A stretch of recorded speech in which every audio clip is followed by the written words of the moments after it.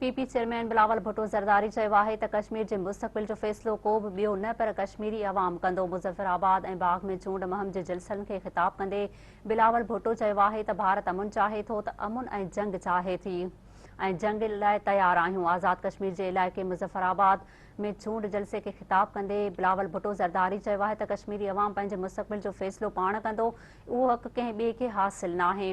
हुन वधीक चयो आहे त नून लीग ऐं PTI जे वज़ीर आज़मनि कश्मीरी अवाम खे लावारिस छॾे ॾिनो। 25 जुलाई ते कश्मीर में रुगो तीर हलंदो। बिलावल भुट्टो ज़रदारी जो चवणु हुयो त शहीद ज़ुल्फ़कार अली भुट्टो जो हयल नारो अॼु बि PPA जो नारो आहे।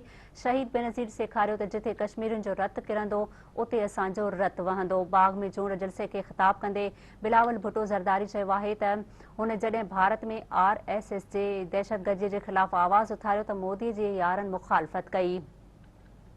हुन वज़ीर आज़म ते सख़्त तनक़ीद कंदे चयो आहे त जॾहिं कठपुतली ऐं नाजाइज़ वज़ीर आज़म ॻाल्हाईंदो आहे त दुनिया खिलंदी आहे। कायदे आज़म चयो हुयो त कश्मीर बाबति निंड में बि ग़लती नथो करे सघां, हीअ कठपुतली ॾींहं ॾिठे जो ग़लतियूं थो करे।